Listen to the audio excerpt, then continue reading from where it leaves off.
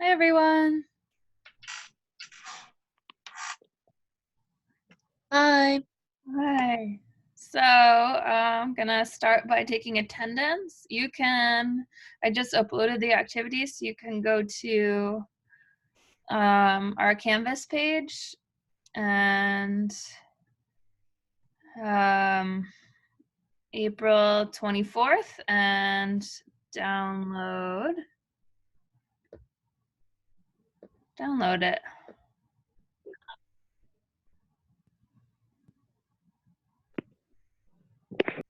All right, here we go. So looks like participants, we have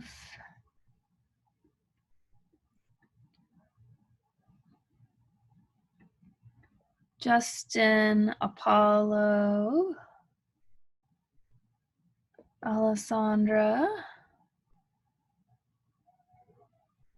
I don't see Ronald.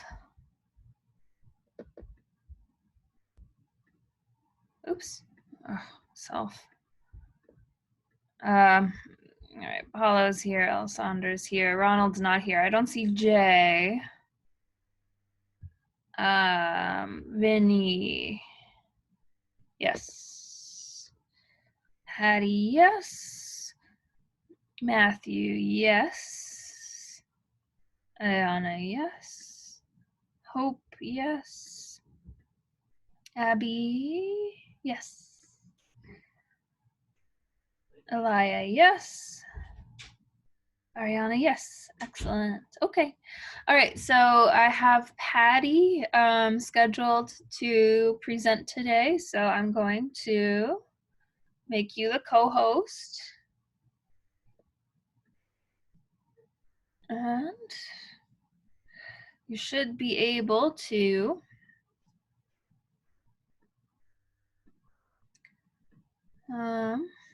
share your screen now. Any questions, Patty? Oops. Okay. All right. No worries. So, oh, Patty, classes end on Tuesday. So, yeah, it's okay. Don't worry. No worries. Yeah, so classes end Tuesday. And so this is the last reading we have assigned. And then you have one more analytic response, and then we're set. Okay. All right. So since Patty didn't know and Jay is not here, I will take over. Okay. So you had Redeployment by Philip Clay, and you had Gavin Kovites When Engaging Targets, remember. And so we're going to talk about those two. Both of these guys served in Iraq, in the Iraq and Afghanistan wars. They're both vets. These are both technically fiction, but informed by their experiences. So they're somewhere kind of like Tim O'Brien and the things they carried.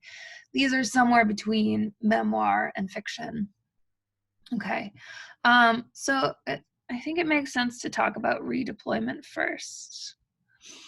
So hopefully you've gone to April 24th and you've downloaded this activity so you can fill it out as we go. So anyone want to read the very beginning of the short story Redeployment, first paragraph? I'll read it. Awesome, thanks, Hope. Yep. Let me just get on it first. Does it start off saying we shot dogs? Yes, that's the first line. Okay. We shot dogs, not by accident, we did not on purpose, and we called it Operation Scooby. I am not a dog person, so I thought about that a lot. He is a First dog time, person. Sorry. Oh, yeah. Oh, no, it's okay. Seems like an important distinction. I am a dog person, so I thought about that a lot. And you can keep going. Okay. First time was instinct. I hear, "Oh, Leary, go, Jesus," and there's a skinny brown dog lapping up blood the same way he'd lap up water from a bowl. It wasn't American blood, but still, there's that dog lapping it up. And that's the last straw, I guess, and then it's open season on dogs. Okay, so at the very beginning, we have this the voice of this narrator, and this is the first line of an entire collection called Redeployment. It's a collection of short stories, so it's like a book. And it's "We shot dogs, not by accident." What do you think of this first line? What does this tell you about the character? What is the voice like? What do you think? What strikes you? He's very direct. He's direct, and it's like factual, right? Factual in that, like, it's just the facts, not too much emotion here, right? We shot dogs not by accident. We called it Operation Scooby, and I'm a dog person, so I think about this a lot. What about the fact that they call it Operation Scooby or Scooby-Doo? What do you think about that? It's kind of like trying to make light of a situation that's kind of serious. It's pretty dark humor, right? Yeah. Yeah. Like they're I was yeah. because I was like going off of that. I think he's kind of used like I don't know. I would say maybe it's kind of like not like he's kind of like saying comedy in a way, like kind of being funny to mask the fact that it's actually like really bad. Yeah. Well, and it's kind of like a coping mechanism too, Yeah. because two things that people do, they either laugh or they cry when they're like overwhelmed. Yeah. And so they kind of chose something maybe more to laugh about it with than necessarily like Operation Murdering Canines, like, Or like Operation like Euthanasia or something, right? Right. yeah, Like exactly. something So they like go that. with Scooby, kind of Yeah, that just would, give it a, you know what I mean, like a way for them to kind of forget about it almost when they talk about it. or laugh it off, deal with it, deal Yeah. with the fact that they basically made shooting dogs a sport, even though, so like, especially because this guy is a dog person, it kind of also shows the divide between how you are in war and how you are not in war, right? Makes sense? Because like when you're not in war, you're a dog person and you love dogs and you protect them, but somehow in war, like you experience so many horrible things that the sight of a dog lapping up blood makes you just okay with using all dogs as target practice, just killing them for no reason, right? Make sense? You guys still with me? Yes. Okay, good. All right. So the idea is like when this book slash story opens, the narrator and his platoon have just finished a 7-month deployment in Afghanistan and Iraq. So their deployment was up. They put us on TQ, this logistics base out in the desert, let us decompress a bit. All right. So look at the voice at the top of page 2. So there you are, you're in a no shit war zone. And then you're sitting in a plush chair looking up at a little nozzle shooting air conditioning, thinking, what the fuck? You got a rifle between your knees, and so does everyone else. Some Marines got M9 pistols, but they take away your bayonets because you aren't allowed to have knives on an airplane. Even though you've showered, you all look grimy and lean. Everybody's hollow-eyed and their camis are beat to shit, and you sit there and close your eyes and think. So he's actually imagining being on the plane, right? You go from a war zone to sitting in a plush chair with a little nozzle shooting air conditioning. And you're still like dressed for war, you still have your guns, but you don't have any ammo and you don't have any of your knives. And it's like totally, it's totally, he's trying to kind of, the narrator, what do you think? What is he trying to convey with this?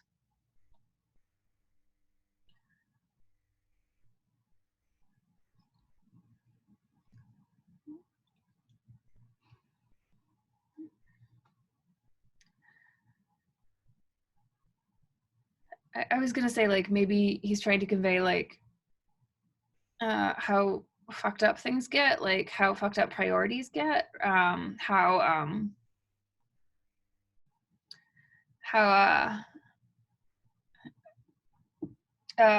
they kind of leave you, like they leave you with some elements of war and some not, and it's all very jarring. Let's see. So he says the problem is your thoughts don't come out in any kind of straight order. You don't think, oh, I did A, then B, then C, then D. You try to think about home, then you're in the torture house. You see the body parts in the locker and the retarded guy in the cage. It takes you a while to remember Doc saying they shot mercury into his skull, and then it doesn't make any sense. So basically, he's kind of talking about how war messes up your thinking and like puts it out of order. And then he says he remembers like his best friend. We were like brothers, Eichholz and me. He remembers one of his really good friends getting shot. And so he's on the plane coming back and he's thinking about all this. But here's the thing, I'm thinking a lot, and I mean a lot, about those fucking dogs. And I'm thinking about my dog, Vicar, about the shelter we got him from. He's an older dog, how he could never teach him anything, how he'd throw shit up he shouldn't have eaten in the first place, how he'd slink away all guilty, how his fur started turning gray 2 years after we got him, and he had so many white hairs on his face that it looked like a mustache. So there it was, Vicar and Operation Scooby all the way home.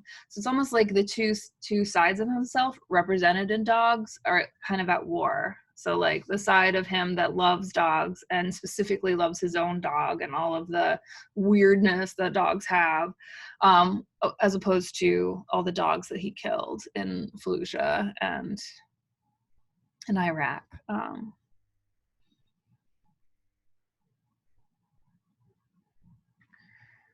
Let's see. So they have a layover in Ireland, and the Marines all get drunk. And I feel like this really shows like how the Marines are all kind of in sync with each other. So Corporal, if you go to page 4, Corporal Weissart ordered 5 beers at once and had them laid out in front of him. He didn't even drink for a while. Just sat there looking at him all happy. O'Leary said, "Look at you, smiling like a faggot in a dick tree," which is a DI expression Curtis loves. So Curtis laughs and says, "What a horrible fucking treat," and we all crack up, happy just knowing we can get fucked up, let our guard down. We got crazy quick. Most of us had lost about 20 pounds, and it had been 7 months since we'd had a drop of alcohol. McManigan's second award PFC was rolling around the bar with his nuts hanging out of his camis, telling Marines, "Stop looking at my balls, faggot." So what is this? What do you think of this? What do you think of this scene? What do you think of the interactions here? What do you think of the language here? How language is being used here?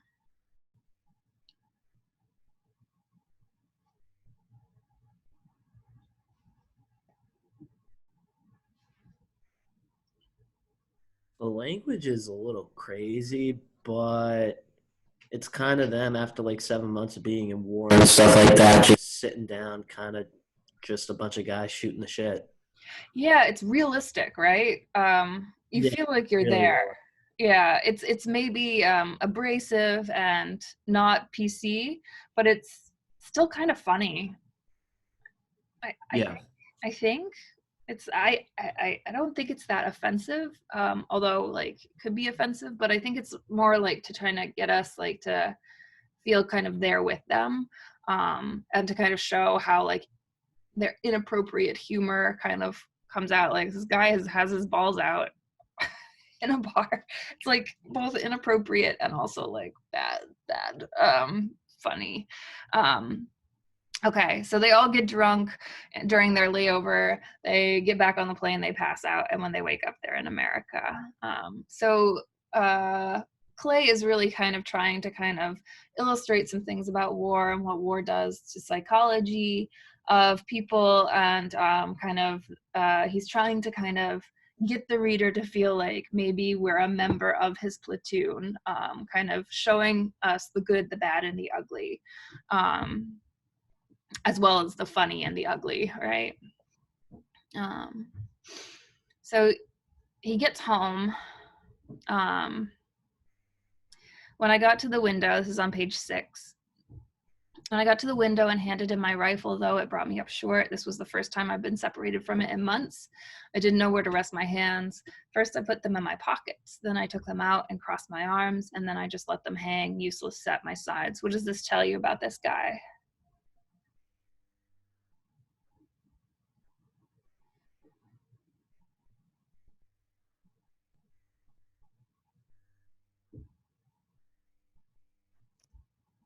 What does that tell you about this guy? I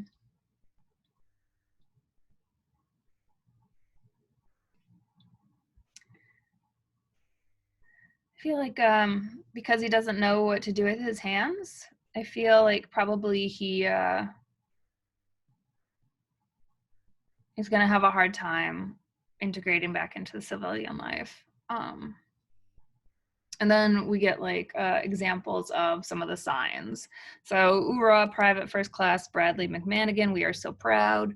Welcome back, heroes of Bravo Company." And then he sees his wife holding up a sign that says, "Sergeant Price, now that you're home, you can do some chores. Here's your to-do list. 1, me. 2, repeat number 1. And holding the sign was Cheryl. And it's kind of, again, like jarring and disorienting to have come from a war zone in Afghanistan, and basically like 8 hours later, you go to this place with all these people who tell you that you're a hero and that you're they're proud of you, and have sex with me, and there's a bouncy castle. Like it's kind of like it really kind of shows that this soldier is really struggling to kind of merge the two sides of his life. So, and then he said, like, so he says, Cheryl says, "How are you?" Which meant, "How was it? Are you crazy now?" I said, "Good, I'm fine." And then I got quiet again. So she's kind of like worrying that he's got a lot of PTSD, and he says he doesn't, but he's not got full-blown PTSD, but like he's struggling to kind of reconcile his old life with his most recent life. So he gets home, and there's Vicar, the dog. He has weird clumps of fat on his legs, these little tumors that labs get, but Vicar's got a lot of now. He wagged his tail. He stepped down off the couch real careful, like he was hurting. So their dog is getting older and is not doing so hot. And the narrator says, "Why is he so skinny?" And she says, "The vet said we had to keep him on weight control, and he doesn't keep a lot of food down these days." So the dog is having trouble eating and having trouble getting around and has like tumors. He says, "And that was my homecoming. It was fine, I guess. Getting back feels like your first breath after nearly drowning. Even if it hurts, it's good." And so like there we kind of get again. And then he goes into all the other welcomes that that men get from their families. So some of the families were very welcoming, but he says, "I can't complain. Cheryl handled it well. I saw Lance Corporal Curtis's wife back in Jacksonville. She spent all his combat pay before he got back, and she was 5 months pregnant, which for a Marine coming back from a 7-month deployment is not pregnant enough. So she's spent all his money and gotten pregnant with someone else's kid, right? Corporal Westard's wife wasn't there at all when we got back. He laughed, said she probably got the time wrong, and O'Leary gave him a ride to his house. They get there and it's empty, not just of people, of everything. Furniture, wall hangings, everything. Weissart looks at this shit and shakes his head, starts laughing. They went out, bought some whiskey, and got fucked up right there in his empty house. And then they have to go to these classes they make you take. Don't kill yourself. Don't beat your wife. And Weissart was like, "I can't beat my wife. I don't know where the fuck she is." Again, like there's this like super, super dark humor. kind of there's all this all these gestures to how difficult it is, and way more Iraq vets committed suicide after they got back than we actually lost at certain times in Iraq. And so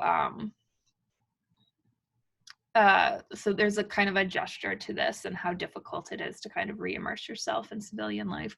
1 out of 5 vets coming out of Iraq has PTSD, which includes depression, anxiety, aggression, and impulsive behavior, flashbacks, nightmares,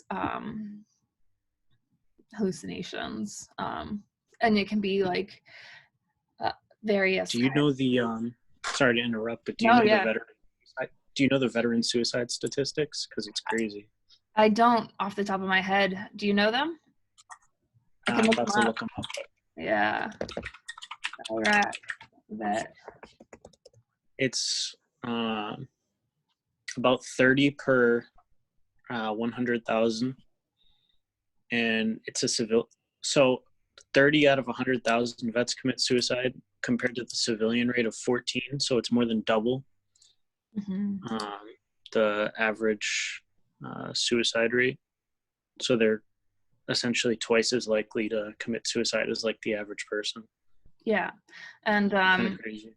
and Biden said that like you're more likely to die of suicide after the war than in the war, and like that's kind of like it's a bit skewed, but it's not that far off. Well, what's crazy is there's 17 per day. 17 veterans commit suicide every day. Yeah, on average. it is really crazy, and we don't lose that many in Afghanistan and Iraq, not anymore, right? Definitely. And so like they have to go to these classes, like one class, don't commit suicide, don't beat your wife, and it kind of shows how like people in America aren't really taking care of them, right? The VA is not really taking care of them. It's not really helping them reacclimate to civilian life. And the one thing about Iraq that's different from a lot of wars, so this story reminded me a lot of the things they carried, so which was about Vietnam. But the difference is like in Vietnam, you got drafted. So a lot of people were there who didn't want to be there. And during Iraq, we didn't do the draft. There was talk about doing the draft, but we decided not to. So what that means is that everyone who went there technically signed up, but there was not really enough to fight the war. So what happened was they kept getting redeployed. So deployment was 7 months in Iraq or Afghanistan, but you'll notice that the name of the book is Redeployment. They just kept redeploying these same fighters again and again. So you would have like 7 months in Iraq, and then you would have 5 months at home, and then you would have 7 months more in Afghanistan, and then you would have 5 months at home, and then you go back and forth, kind of like a yo-yo. And then finally there was like finally they did stop loss. The concept, it's like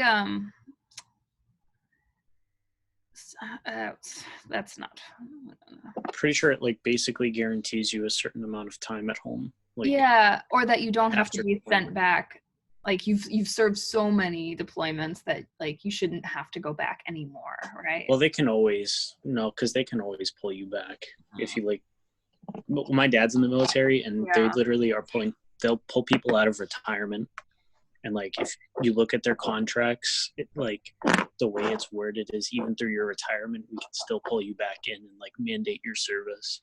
Yeah, It's a part of like the agreement that you just sign up for, which is kind of crazy. Like it you're is, never really free. Crazy, yeah. So it's the involuntary extension of a service member's active duty service under the enlistment contract, right? Exactly what you're saying, in order to retain them beyond their initial end of service. So the idea is like you signed up for 2 years in the military, but stop loss allows them to keep pulling you back.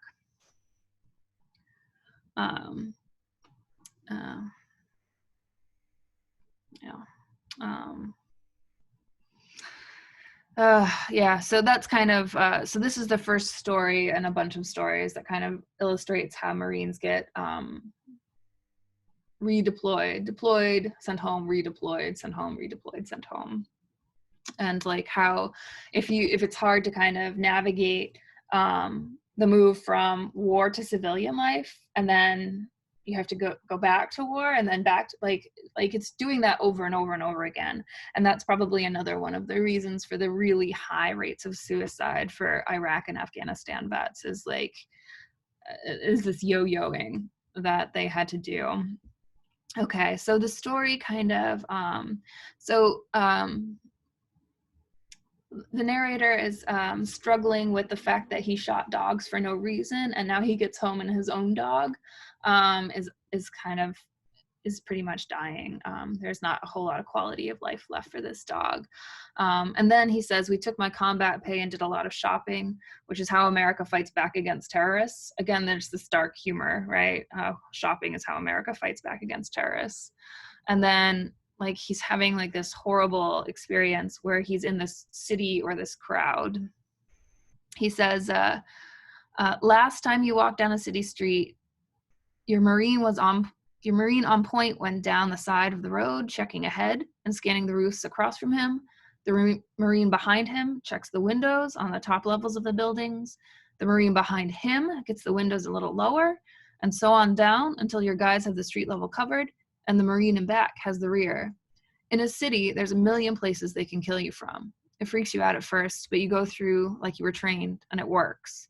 It's like the only reason it works is because the whole platoon is kind of working together as a single unit to protect each other. But in Wilmington, you don't have a squad, you don't have a battle buddy, you don't even have a weapon. You startle 10 times checking for it and it's not there. You're safe, so your alertness should be white, but it's not. Instead, you're stuck in an American Eagle Outfitters.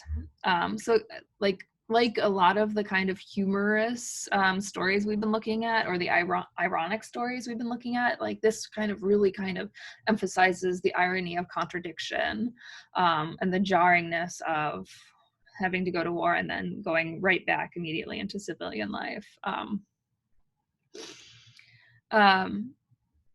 And then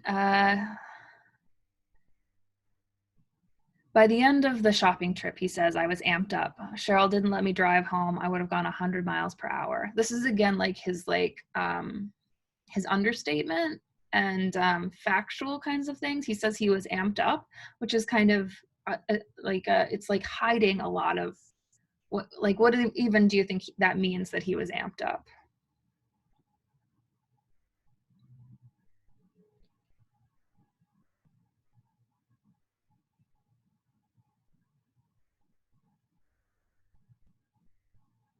Like it's hard to know what he means when he says he was amped up. It's like almost like he can't even acknowledge in what ways he's like fucked up.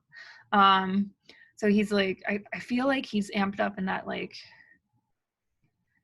I don't know, either it's aggressive and wanting to kind of fight back, or freaked out and anxious, or some combination of both.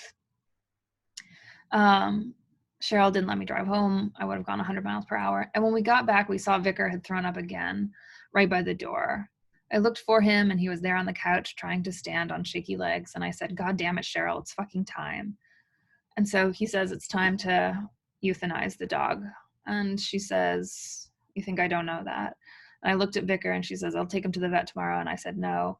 She shook her head. She said, I'll take care of it. And I said, you mean you'll pay some asshole $100 to kill my dog? She didn't say anything. And I said, that's not how you do it. It's on me. And so it ends with him. She really wants to kind of go with him and help him, and he won't let her. So she says goodbye. He takes this dog out. We got there right at sunset. I parked just off the road, got out, pulled my rifle out of the trunk, slung it over my shoulder, and moved to the passenger side. I opened the door and lifted Vicar up in my arms and carried him down to the stream. He was heavy and warm, and he licked my face as I carried him. Slow, lazy licks from a dog that's been happy all his life. When I put him down and stepped back, he looked up at me. He wagged his tail, and I froze. And then if you go over here, staring at Vicar was the same thing, this feeling like something in me is going to break if I do this. And then I thought of Cheryl bringing Vicar to the vet, of some stranger putting his hands on my dog, and I thought, I've got to do this. So he's got to do something that he knows is going to break him. That shit pulls on the heartstrings. It really does, right? Somehow it's like worse than losing your buddy is having to feeling like you have to euthanize your own dog out of like love, but also like because you know how to do It's it kind of, best. yeah, it's like Of Mice and Men. Yeah. I mean, that whole story kind of. Except I don't know. It's worse because it's related a dog. Yeah, I know it is worse because it's a dog. That's the worst part. Is I Right. legit feel sadder hearing this dude talk about it. Because Then, the love like- of a dog is so uncomplicated, right? Well, and I feel like we can all kind of, well, not all of us, but most of us can kind of relate to, you know, having a puppy and, you know, knowing how innocent they are and everything like that. They Yeah. don't understand. Slowly, like he was heavy and warm and he licked my face slowly as he licks from a dog that's been happy all his life. And like this guy knows he's gonna kill him, but the dog is like still happy, right? It really does pull on the heartstrings. And then he like, instead of like thinking about Victor, he turns his brain to thinking about guns and how to kill. And so like this, it's like almost like an escape mechanism for him, right? So like I don't have a shotgun. I've been trained to do it right. Sight alignment, trigger control, breath control, focus on the iron sights, not the target. The target should be blurry. I focused on Victor, but then he kind of erases Victor from his sight. Then on the sights, Vicar disappeared into a gray blur. I switched off the safety. There had to be 3 shots. It's not just pull the trigger and you're done. Got to do it right. Hammer pair to the body, a final well-aimed shot to the head. The first 2 have to be fired quick. That's important. Your body is mostly water, so a bullet striking through is like a stone throw in a pond. It creates ripples. Throw in a second stone soon after the first, and in between where they hit, the water gets choppy. This happens to your body, especially when it's 2 5.56 rounds traveling at supersonic speed. Those ripples can tear organs apart. If I were to shoot you on either side of your heart, 1 shot, and then another, you'd have 2 punctured lungs, 2 sucking chest wounds. Now you're good and fucked, but you'd still be alive long enough to feel your lungs fill up with blood. If I shot you there with the shots coming fast, it's no problem. The ripples tear up your heart and lungs, and you don't do the death rattle, you just die. There's shock, but no pain. I pulled the trigger, felt the recoil, and focused on the sights, not on Vicar, 3 times. 2 bullets tore through his chest, 1 through his skull, and the bullets came fast, too fast to feel. That's how it should be done. Each shot coming quick after the last, so you can't even try to recover, which is when it hurts. I stared there, staring at the sights for a while. Vicar was a blur of gray and black. The light was dimming, and I couldn't remember what I was going to do with the body. So, what do you think of the end?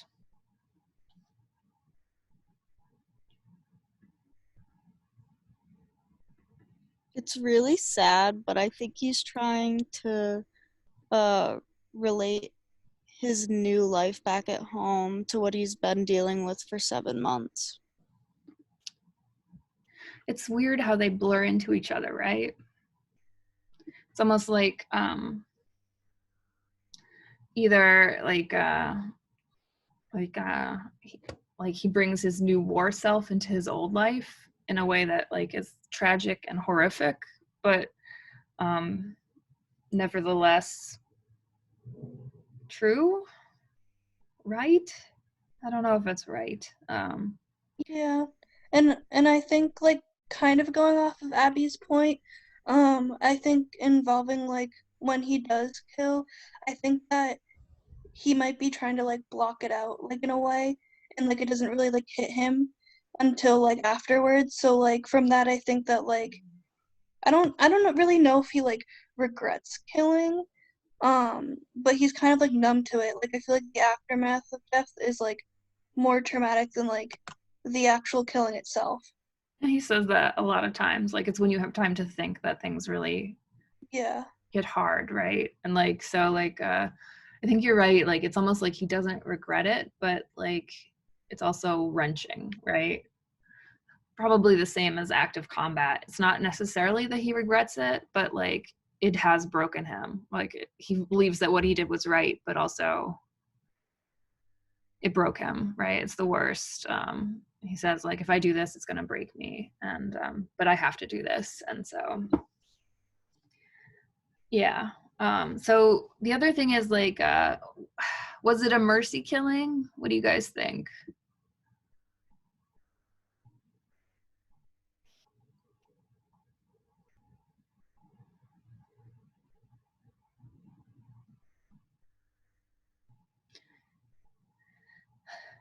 I don't know. I Go ahead. don't. Was the dog like really suffering? Do you think, or do you think it was just like old? You know what I mean? I feel like there's a point when where dogs get to that they are pretty much suffering.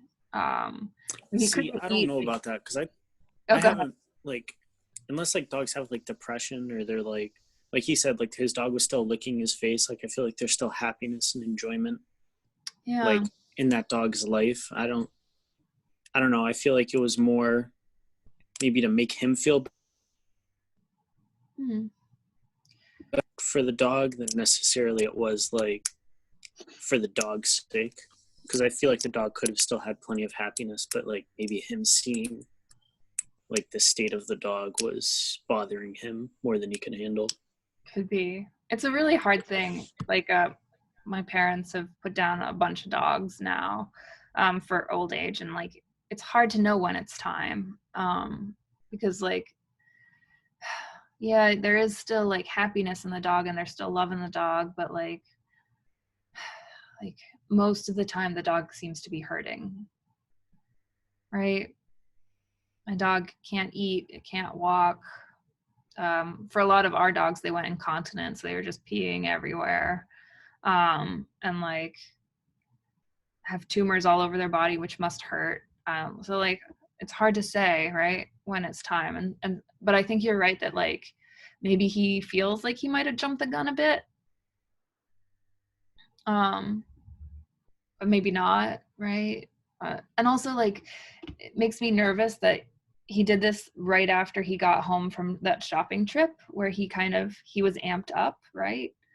And I think like there's like a bit of like worry in him, and maybe like in us too, that like he did this because he was like freaking out, rather than because it was time necessarily, even though maybe like there's no good time and it's hard to decide when there is a good time. Like, he couldn't make that decision that it was now time independent of all his like trauma. Okay, let's talk about covites when engaging targets. Remember, so this is a really interesting story. Let's see, where'd it go? There we go. So this is a short story that he published in this book called Fire and Forget. And it's a really interesting way that he chose to tell this story. It's told in the second person point of view. You are a United States infantryman and Imperial Grunt. Your rank is specialist. It's late 2004, and you're behind a machine gun in Al Anbar, Iraq, swathed in bulky armor and expensive gear, and sitting, almost reclining, in a wide nylon sling slung across the roof of a Humvee that's as cartoonishly bulky as you. Your job as a Humvee gunner is to provide rear security for a convoy of fuel tankers that's currently wending its way from the Baghdad airport to a forward operating base 100 miles east. And it keeps going. You're no fool, you're a college kid. And so like, this should maybe resonate with you guys. You were just about to declare a poli-sci major at UC Riverside when you got the letter ordering you to active duty for Iraq, along with the rest of your California National Guard brigade.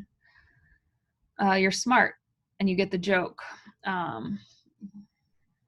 So like, there's this kid, and he was like in college, just about to declare his major, and then suddenly he's dropped into a war zone. So this is like almost the flip side from the other one.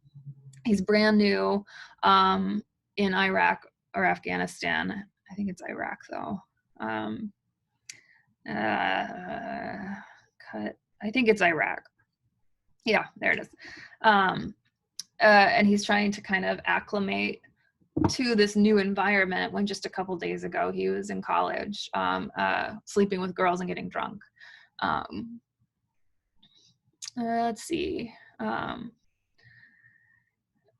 So so he like it's almost like snippets of his previous life keep intruding. So he says like on the side of the convoy or affixed to your Humvee's rear is a sign that reads U.S. convoy, do not approach within 50 meters or you will be fired upon. And it's in the 2 languages. And he says it doesn't always work. Some hajis, which is like the word that a lot of the military people use to kind of refer to Middle Eastern people, some hajis are weirdly, almost nihilistically, you think, unresponsive to menacing. You wonder if nihilistic is the right word to use. Your Philosophy 101 Intro to Western Philosophy course went over nihilism last semester, but thanks to the letter you got sending you here, you never finished it. Your Philosophy 101 professor was nice about you leaving midway through, although he kept on saying he was so sorry, as if someone you loved had contracted a terminal illness. You think about going back to UC Riverside and enrolling in English 302 with no lower jaw or tongue. Sex with the Riverside co-eds would be out of the question with you looking like either the Phantom of the Opera or that Marine in the New York Times Magazine with his face and scalp totally burned off and scarred over. And then he says a bomb could leave you dickless and castrated too. You're not a worrywart though. So like the idea is like you have all these thoughts running through your head, like all of this anxiety stuff. In your albeit limited Army experience, this is the kind of decision. So like at the beginning, you have all these thoughts. He says you have all these thoughts going through your head and you have to decide whether it's like, you know that some gunners have been ordered to crouch way down in the hatch, a little too far to really see anything, since the main danger is IEDs, which are improvised explosive devices, which you won't see anyway, but will take your head off in a close blast or a rollover if you're standing, or in a rollover if you're standing up tall and trying to scan this way and that. So the idea is like some people are ordered to crouch down to protect from the more likely danger, which is IEDs, which will probably kill a gunner. But others are supposed to stand up and scan for threats. And if you're crouching down, you can't really see the threats coming. And if you're standing, you're more likely to die and get beheaded from an IED or a rollover. In your albeit limited Army experience, this is the kind of decision that sergeants or officers make for you, but you haven't been instructed either way.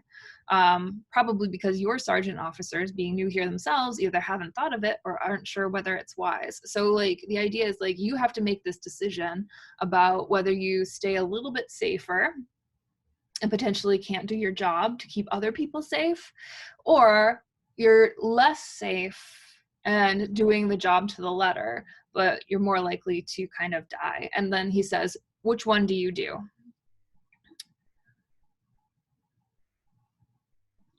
On the other hand, there are so he says crouching down seems prudent, but on the other hand, there are things you know you don't know and things you don't know you don't know. And as long as you're crouched down, you're not watching the Convoy 6, which seems to be against the rules. What do you do?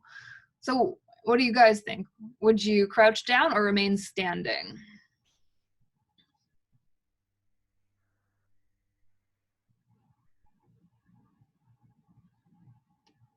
If you were this guy, if you were this gunner, if you were this Marine, would you crouch down or remain standing?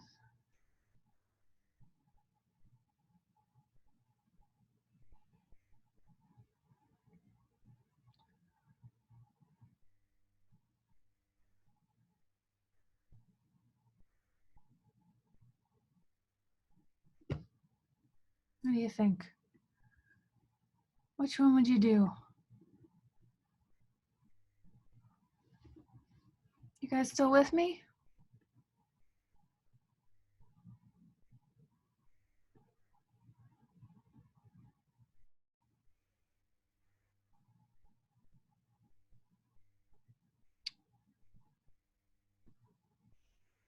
All right, you have to do one of the two. Which one would you do? Split second decision. One or two. Crouch or stand? Crouch down. So someone says crouch, someone says stand. I feel like I'd like to believe that I would stand, but I'm not sure. So then you get to choose. If you crouch down, you turn to section 2, but if you remain standing, turn to section 3. In this scenario, you crouch down, but you have to haul your heavily armored self up at 20-second intervals for a quick scan. Your armor and equipment increase your body weight by about 70 pounds, and it's really hard to get down and up. And it's almost like when you crouch, it's almost like kind of like you're almost like being lulled to sleep, right? And then there's like someone calls out there's an IED on one side of the road. I can't remember if it's left or right.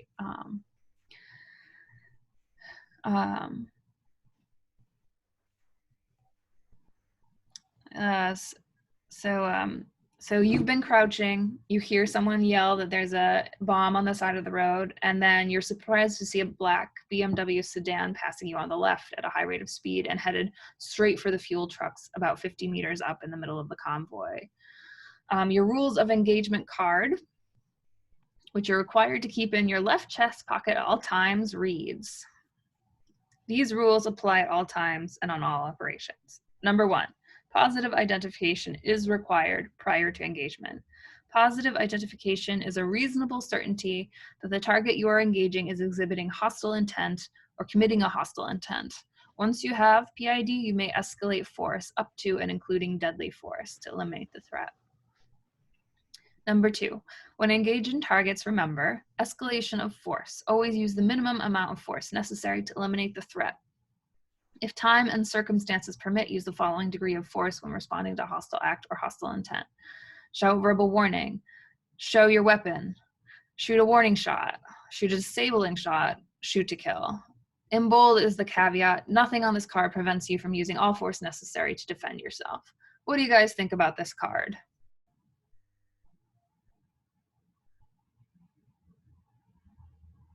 Pretty much useless.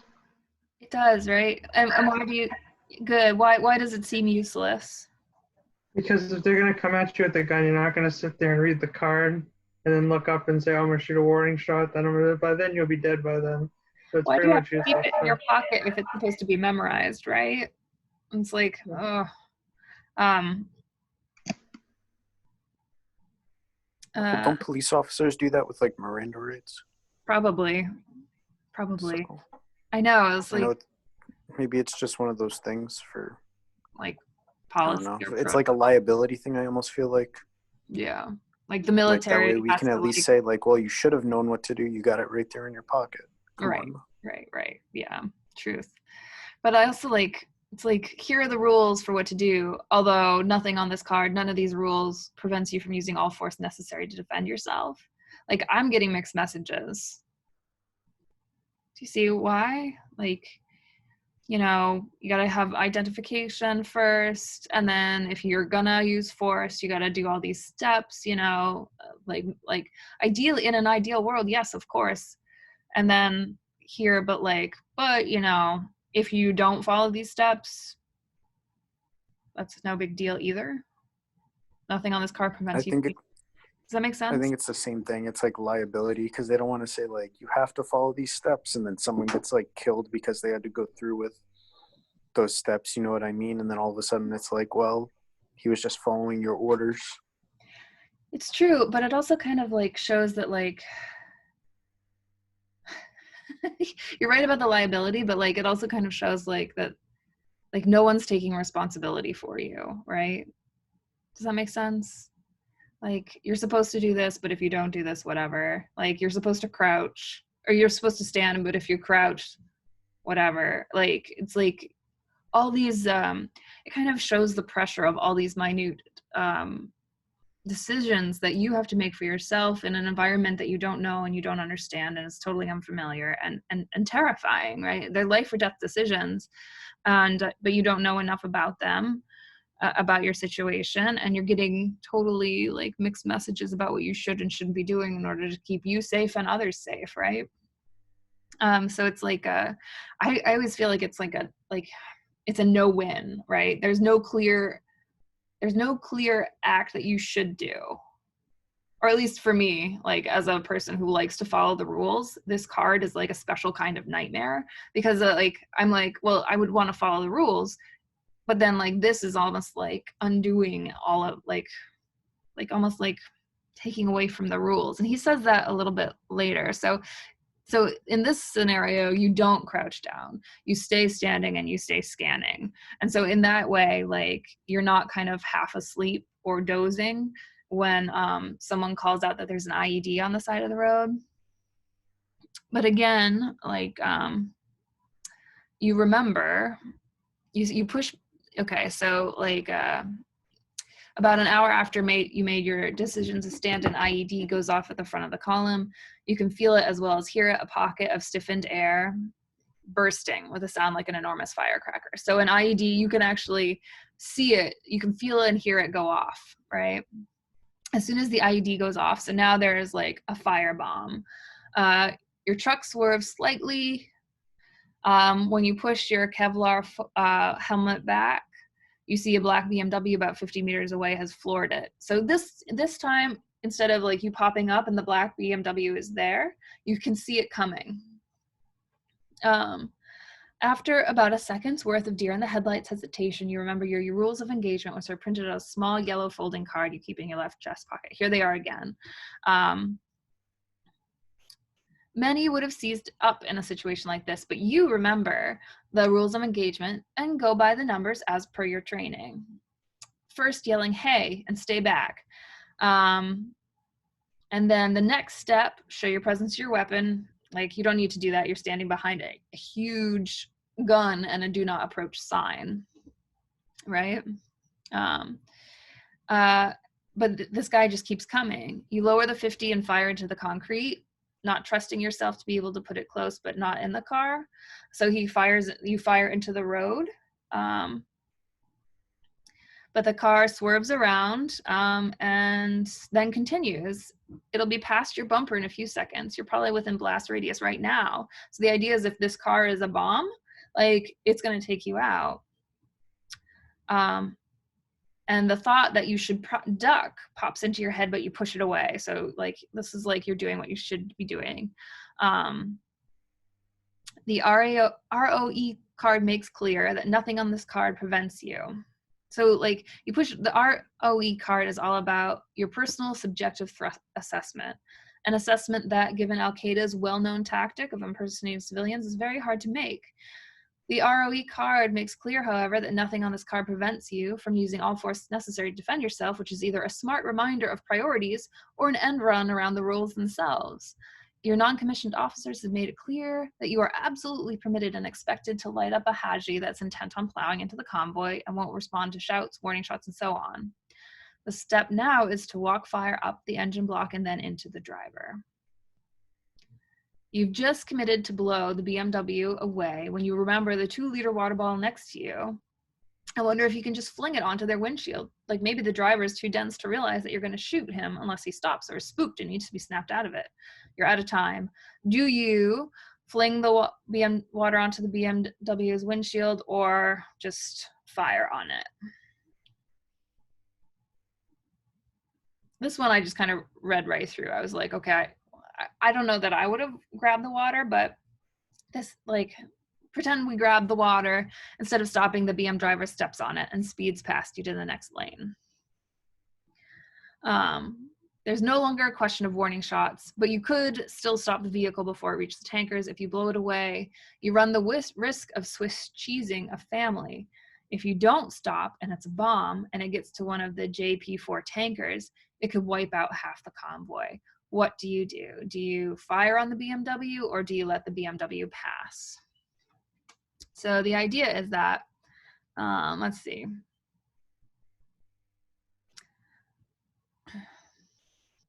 Turn to section 3. So you turtle down or you stay standing, fire on the BMW or let the BMW pass into the convoy.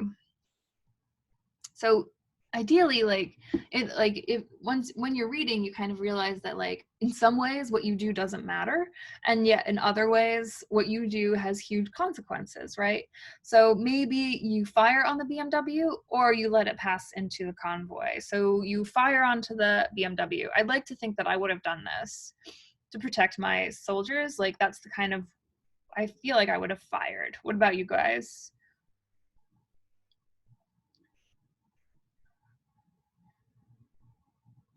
I mean, but maybe I would have frozen. I don't know.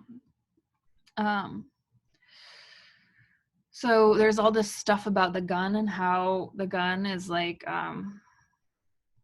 crazy. The BMW is right next to the trucks, and heaven forfend you put a round in one of your buddies or a tanker. Your grandma used to say heaven forfend, and the phrase is repeated in your panic brain in a clear voice that is somewhere between your grandmother's and your own. Again, there's like these hints of humor, but it's real dark. So you shoot. You quit firing after 3 bursts, unwilling to continue to shoot alongside your own column, and you watch gratefully as another gunner a few trucks down opens up as well. So like you've shot on them and now someone else is shooting on them too. The Riddle BMW swerves to the left and slows. And you're relieved. You have not killed your friends either with a bullet or through inaction. And you're so relieved that it's like a euphoria. But then you go past them. The BMW slows. It has no remaining windows. There is no blood visible, though of course there must be a sea of blood. It is afternoon and the sun is about a 45-degree angle from the ground and very bright. You can see what is probably a human body in the back seat. One of the silhouette's hands is up by its shoulder as though it's calling a waiter. Like you can see into the car more easily because of all the bullets. You're convinced for a second that the person sitting up in the back seat is alive and unharmed. There are now a few thin streams of blood running from a bullet hole low in the passenger's door and onto the concrete. The smell of burned up ammunition propellant is acrid and strong. You briefly remember that the BMW could still be a bomb and duck your head in after making a quick 360-degree scan. You then pass the location of the IED explosion and are out on the open road again, picking up speed. So this is if you fired on it. And then you go to 7. They do not ask you how you knew that the BMW was a car bomb. The whole crux of the terrorist tactic is to make what looks like an innocent civilian family sedan or produce truck is to take it and rig it to blow. The idea is to use your own humanity against you. If you are fast on the trigger, you will end up stopping car bombers, but killing civilians, doing Al-Qaeda's work for it. If you hold your fire past the point of no return, you will start to get hit more often as Al-Qaeda realizes the convoys are soft targets. It is the other asymmetry of this type of asymmetric warfare. Heads they win, tails you lose.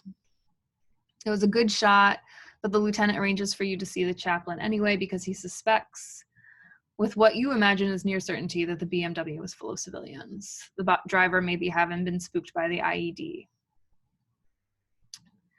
You shot them, regardless. You accept this, at first, as an unfortunate happenstance that is a sort of byproduct of a landscape in which every enemy appears by design to be a civilian, which means that every civilian appears to be a possible enemy. It will become a small hard nut of guilt and self-pity that you carry around, and in subtle ways that will color your opinions about yourself and the government and the people around you. You stew in anger over insults and you imagine in daydreams. You will want to kill again for a time. You'll never be quite the same, although of course no one can be certain of whether or not this is a bad thing. So this is what happens if you fire. But this is what happens if you don't fire. You have 2 seconds to make the decision. Maybe you decided in that time, you did not press the trigger. Maybe you decided in that time that the statistical probability of any black BMW sprinting into a US convoy in Al-Anbar being an actual suicide bomber was low enough that the risk of death should be borne by your comrades rather than by the BMW's occupants. More probably, you just froze up in the moment and couldn't bring yourself to fire on a human being, a normal enough problem for troops throughout history. You're a smart person and you'll have years to rationalize this decision. The BMW floors it, and then someone else sees it and is faster on the trigger than you. He yells at the BMW, puts a few rounds in concrete. The BMW keeps going. As per standard operating procedure, Boyce then puts down a steady stream of fire in front of the vehicle, and the car drives right through it like a pot of fresh timber through a mill saw. The car swings to the left, smashes up against the median. The convoy's radios are all going furiously. Drivers don't know whether to drive in the right lane close to the IED and the dirt berm that was drawing the convoy's fire, or in the left lane closest to the now smoking BMW that everyone assumes is a possible car bomb.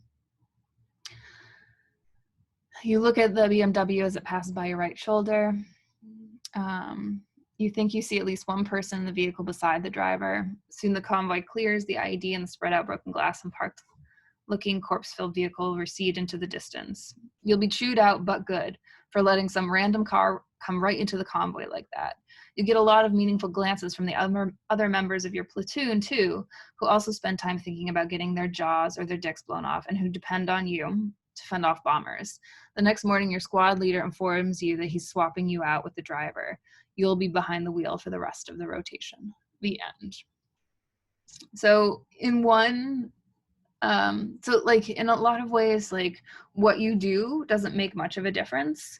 No one's blown up necessarily. The family still ends up dead. It's just a matter of whether you did it or not. So in a lot of ways, what you do doesn't matter. But then in a lot of ways, what you do does matter, right? Whether you are fucked up for having murdered civilians, what you think are probably civilians, there's always this suspicion and this concern, or whether you're fucked up and shamed in front of your platoon whose lives you're supposed to protect, right? And you didn't do your job. Like, what's the preferable situation here?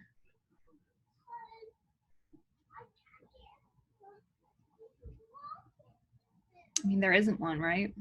It's a lose-lose. And I think that this really kind of, I feel like this story is pretty effective at conveying how difficult war is, how exhausting it is, how anxiety-producing it is, and how there's no right answers, no good answers. Even when you do the right thing, it's wrong. Even when you do the wrong thing, it's wrong. That's kind of what I was thinking. So if you look at, let's see. So which of the two endings would you prefer if you were a soldier in Iraq? Which is more like you? Both of these stories are trying to bridge the soldier-civilian divide. I want you to take the last few minutes of class and kind of think about, brainstorm how they do so differently and whether one is more effective. And then the one thing I think both these stories do very well is like kind of bringing civilians who have never fought in war into what it's like to be in war, bridging this divide, helping people gain a better understanding of the psychology and experiences of Iraq and Afghanistan veterans. And like, one question I kind of want to ask you guys is like, why might this be a good thing for us to better understand the experience of people who fight in Afghan and Iraq? Why is it important to bridge the gap between the civilian and the soldier experience? Why is it important to write books to help people understand what it was like? You have no idea what they're going through. And why is it important to like understand what they're going through, do you think?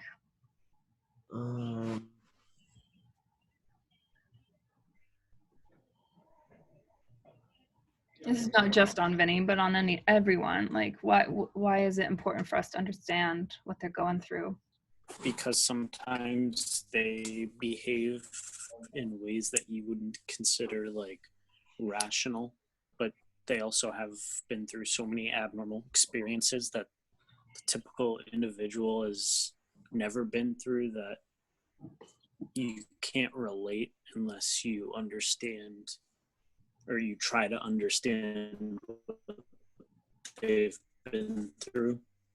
So in order to help us understand where they're coming from, to help us understand the things they do that may seem irrational to us, but are very rational in some ways of thinking, right? And maybe to help us take better care of them.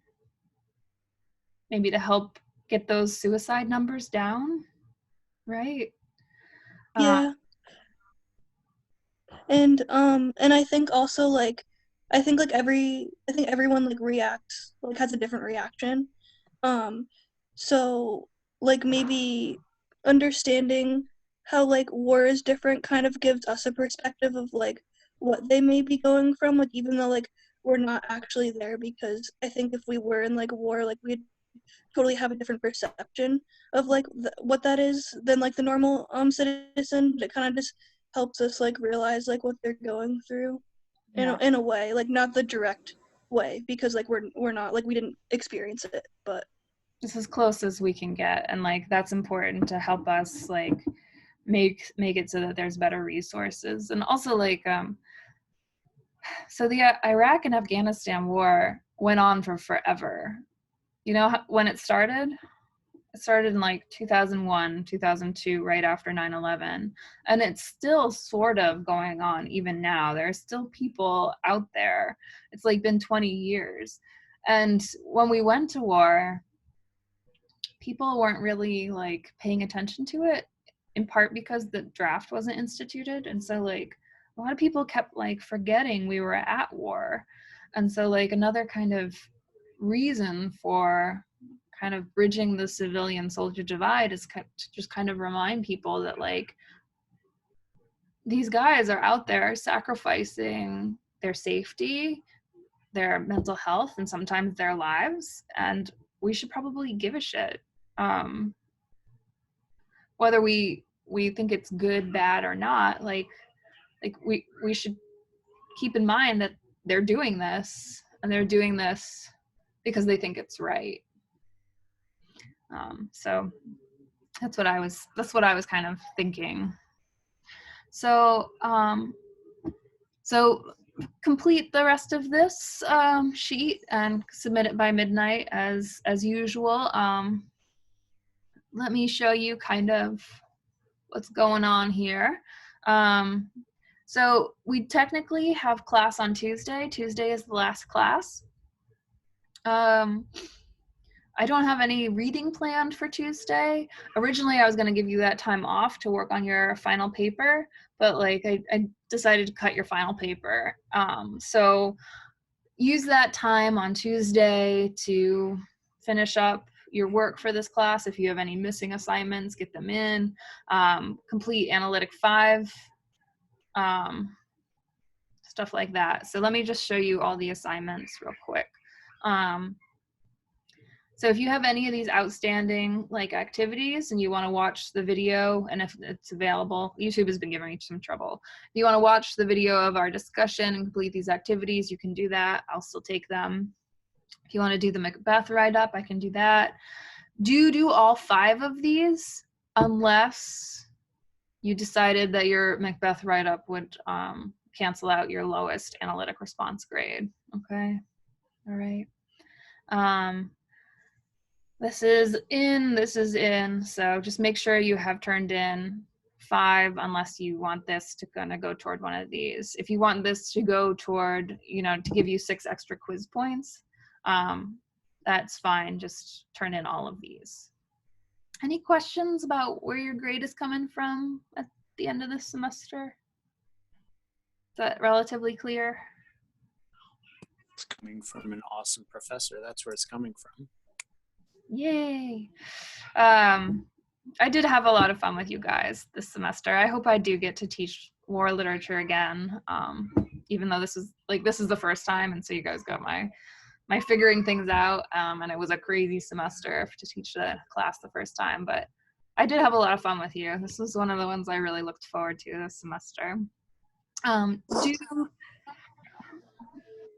Do your course evaluations, which can usually be found here somewhere. My course evaluations, they really want us to encourage people to do them so that they know what works and what doesn't work, because they're thinking that COVID might not actually be over by the fall semester, and if we have to do part or all of the fall semester online, like just kind of write down what worked and what didn't work for you this semester. Okay. So do the course evals. Today is the last day to do them, so if you could do them sometime today, that'd be awesome. And Thanks for an awesome semester, you guys. I had a lot of fun. Thank you, Professor. Thank you. Thank you. Yeah. Thank you. All the Thank best. you. Don't be a Have a good stranger. summer. Yeah. Stay safe.